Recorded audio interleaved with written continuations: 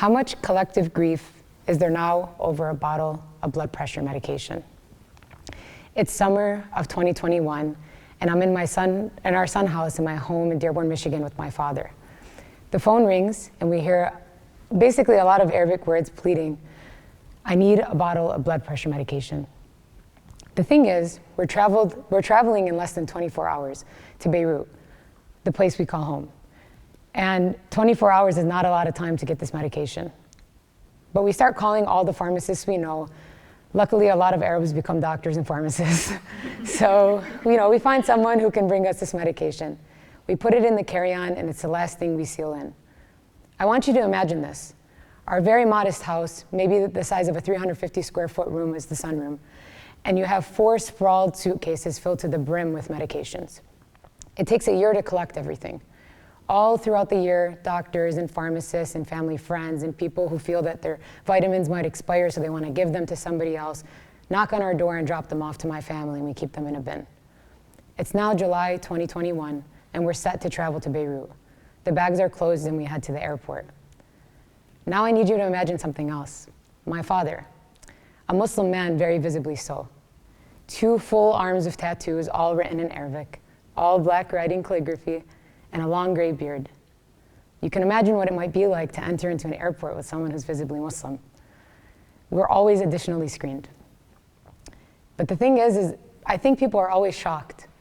Why do you have so much medications? We often get this question. And what they don't realize is that we're traveling with 4 bags filled to the brim with this medication, because that's our way to bear the guilt of being in the diaspora and being able to afford our blood pressure medications in America. We land in Lebanon, and it's go time. In less than 5 minutes of being in the airport, we have a phone call. We make our first phone call. Now, you might know, how do we know this? You might ask, how do we know this guy? He's the cousin of a friend of a friend of a friend. And what does he need? Some blood pressure medication. We take his medication out of the back. We call him and tell him we're going to be on the highway. Beirut is the most chaotic city you'll ever go to. Maybe Cairo can match. But what happens is you get on the highway, and this guy says, "I'm going to be coming on a moped." And we're super confused, like everybody's on a moped. But anyways, we find this guy, he ends up calling us, and we pull over. We hand him his medication, and he hugs my father. And in Arabic, he says the most beautiful thing, "Allah khalik uladak." It translates to, "May God protect your kids." He takes the medicine, and he gets on the moped. And I see him zooming off in the beautiful chaotic of what is the beeping and screaming on the Beirut airport, or the Beirut airport highway exit. We now arrive in our apartment on the outskirts of Beirut. Again, it's go time. This time, we're labeling all the medications to make sure that every family who requested something gets something. Sometimes it's a friend of a cousin of a friend. Sometimes it's somebody who somehow got my WhatsApp number from a friend and is leaving me long voice notes about all the medications they need that I simply do not have. I smile when I share these stories because this is the beauty of our people. It's this connectivity and this connection, but it's difficulty when you have to say no. And of course, there are always no's. Eventually, we make our way to Nabatiyya, the place where my grandfather is from, the place where my father called home as a child, the place where I now have the privilege to go back and deliver these medications to people. What's always so bizarre to me is there's no Google Maps. You open your window and you say, "I need this person's husband's," I don't know, just you say the lineage, and people start directing you. And so we open the window and I ask, and I say, "We're looking for a man named Talib." The guy says, "Yep, go up the hill, beep the horn when you're at the top so nobody crashes into you, and then turn right and left," and we somehow end up at the porch. It worked. I get out and I see Talib. I sit with him on his porch. As soon as I hand him the medication, he starts sharing his story. This is the other beautiful part about being Lebanese. People never stop talking. It's beautiful. He tells me, and I quote, he says, "I take 12 medicines," in Arabic, of course. "Medicine for my heart, medicine for my blood pressure, and medicine for my diabetes. I searched through all of the pharmacies in this community, and I could not find, I searched through all the pharmacies in this community, and either they do not have my medicine, or the price is too high for me to afford." The bag we handed him saved him 3 months of his salary, in addition to the gas and expenses that he was spending to drive to Syria to find more affordable medications. The entire week is spent this way. Grief.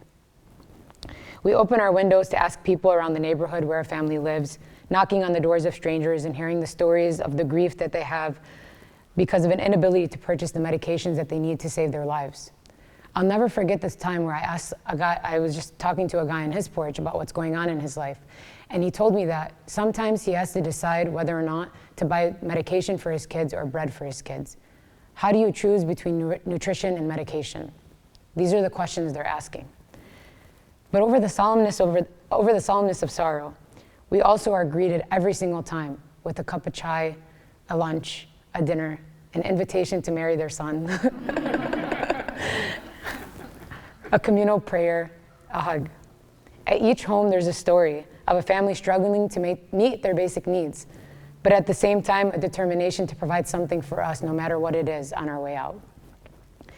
Dozens of deliveries later, of course, we run out of medication. Our work this trip is done, because the reality is it always has to be. We returned to America and we placed the bin in our sunroom. And for the rest of the year, we'll continue to collect vitamins and NSAIDs and other medications in hopes that we can go back the next year. For me, I always think about what a privilege it is to travel with my father and to be able to do this work with him. It's the only way that I know how to say thank you for being here. One time I was driving with my dad across our village and he said to me, "Nobody here knows what Stanford is, but if they knew, they would want to be where you are." And so this traveling back home with him is the way for me to travel through time and history and to make right what I think are the privileges I've been afforded by being here. It's 2023 and there's still a medication shortage in Lebanon. How much collective grief is there over a bottle of blood pressure medication? Thank you.